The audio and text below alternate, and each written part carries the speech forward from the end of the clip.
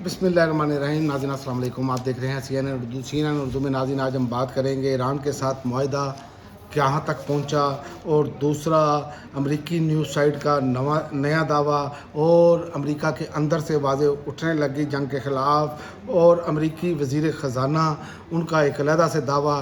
ये सारी चीज़ें किस तरफ जा रही हैं, इस पर आज हम बात करेंगे। सबसे पहले तो मैं आपको बताऊं कि जंग में लेने के देने पड़ चुके हैं इस टाइम ट्रम्प इंतज़ामिया को। उसकी वजह यह है कि अमेरिका के अंदर से आवाज़ें उठ रही हैं। अमेरिका के अंदर से ये कहा गया है कि 3 माह कबल शुरू की गई जंग की कीमत अवाम अदा कर रही है। मेयर न्यूयॉर्क ज़ोहरान ममदानी ने ये बात कही है, और ये इसी से अंदाज़ा लगा लें कि ये अमेरिकी अवाम इसे अपनी जंग अभी तक नहीं करार दे रही। अमेरिकी अवाम को इसका खमियाजा भुगतना पड़ रहा है टैक्सेस की मद में, और हर कोई 6 महीने बाद, साल बाद एक नया जो है महाज खोल दिया जाता है अमेरिकी इंतज़ामिया की तरफ से, चाहे हुकूमत ट्रंप की हो, चाहे रिपब्लिकन हो, चाहे डेमोक्रेट हो। अमेरिकी अवाम इससे तंग है क्योंकि अमेरिकी अवाम भारी टैक्स अदा कर रही है, और उनका टैक्स उन पर लगने की बजाय एक दुनिया में एक ऐसी जंगें शुरू करके तो उसमें झोंक दिया जाता है जो कि अमेरिकी अवाम के लिए नुकसानदेह है। तो ये सूरत हाल है। इस पर अब एक और ख़बर सामने आई है कि अमेरिकी नायब सदर ने यह दावा किया है कि ईरान के साथ मुआहदा नहीं हुआ, मुआहदे के करीब है। अमेरिकी नायब सदर JD वैंस ने यह बात कही है, और दूसरी जानिब अमेरिकी न्यूज़ साइट ने यह दावा किया है अमेरिका ईरान 60 रोज़ा मुफाहमती याददाश्त पर मुत्तफिक हो चुके हैं।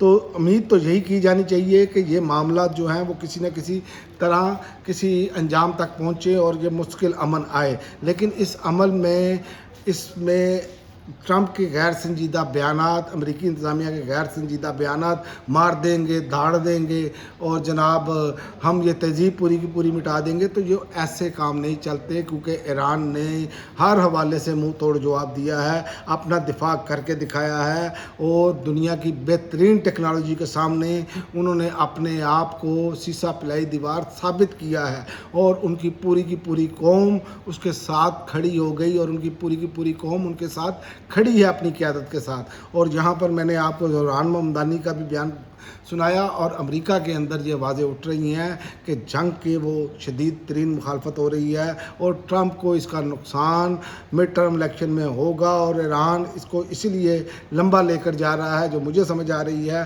कि जितना लंबा जाएगा उतना ट्रंप के लिए सियासी नुकसान होगा। तो ईरान अपनी जो विक्ट्री है वो किसी भी सूरत जो है वो ऐसे नहीं देना चाह रहा है जिस तरह ये समझ रहे हैं।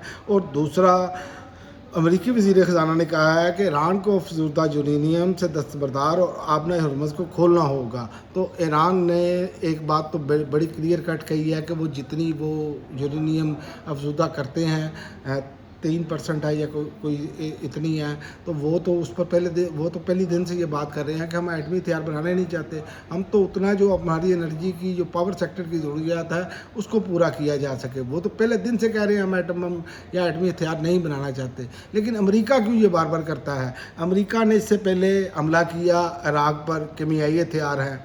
अमेरिका ने अफ़गानिस्तान पर हमला किया कि जनाब यहाँ पर बहुत दहशत गर्दी है, फिर 20 साल बाद भागे वहाँ से, इराक़ का हशर नशर कर दिया इन्होंने।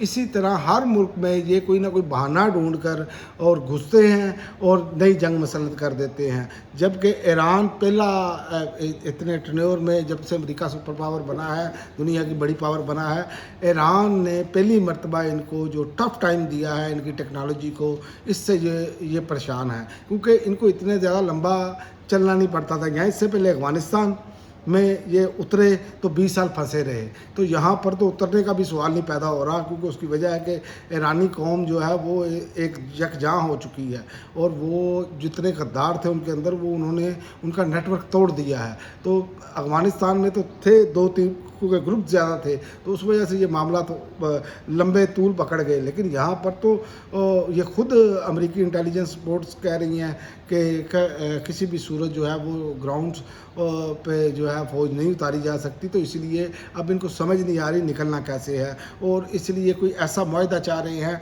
जिससे हम अपनी विक्ट्री शो कर सकें। तो विक्ट्री तो शो होती हुई नज़र नहीं आ रही, लेकिन अमन मुआहदा जो है वो ईरानी भी तस्दीक कर रहे हैं कि हम करीब पहुंच चुके हैं, और उसमें ईरानी शराइत है सबसे ज़्यादा। اور ایرانی شرائط پر ہی بات چیت ہو رہی ہے۔ اب دیکھتے ہیں کہ ایک طرف ہٹ جانے کا بھی معاملہ ہے جو ان کا جنگی نقصان ہے، اور اس پر بھی یہ متفق ہیں۔ یہ بھی خبریں چل رہی ہیں کہ یہ امریکہ متفق ہے کہ ہم وہاں پر سرمایہ کاری یہ وہ اس طرح کے معاملات کر کے آپ کا جنگی نقصان پورا کر دیتے ہیں، لیکن ہمیں فیس سیونگ مل جائے۔ تو آنے والے دنوں میں یہ پتہ چلے گا کہ کتنی کی فیس سیونگ ملتی ہے امریکہ کو، کیونکہ ایران کے پاس کھونے کے لیے اب کچھ نہیں ہے۔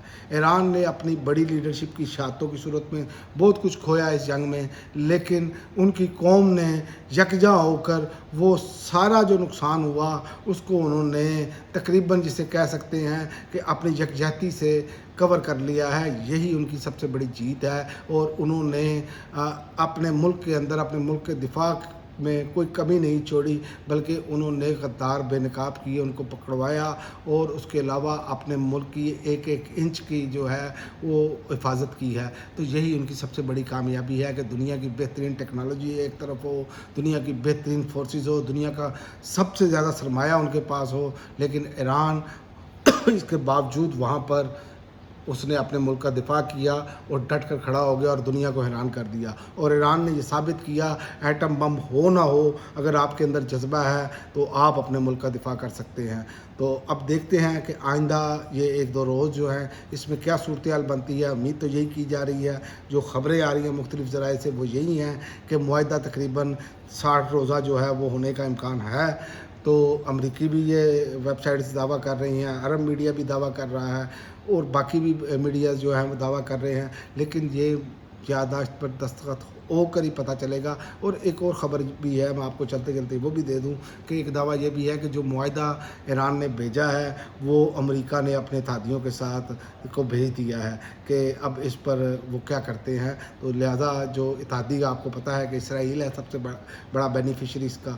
تو دیکھتے ہیں کہ یہ آئندہ آنے والے دنوں میں کس طرف معاملات جاتے ہیں، کیونکہ ابھی تک کوئی چیز پریڈکٹ کرنا یا کہنا کہ یہ ہو جائے گا وہ ابھی تک ممکن نظر نہیں آ رہا جب تک کہ کوئی واضح صورتحال نہ ہو۔ اس کی وجہ یہ ہے کہ امریکہ مذاکرات کے دوران پہلے اٹیک کر چکا ہے، تو لہذا ایرانی قیادت امریکہ پر اعتبار کرنے کے لیے بھی تیار نہیں۔ تو چین اور روس کا کردار بہت اہم نظر آتا ہے، پاکستان تو پہلے ہی اپنا کردار ادا کر رہا ہے۔ تو دیکھتے ہیں آئندہ آنے والے دنوں میں کیا ہوتا ہے۔ اب تک کے لیے ناظرین اتنا ہی، اگلی ویڈیو تک اجازت دیں، اللہ حافظ۔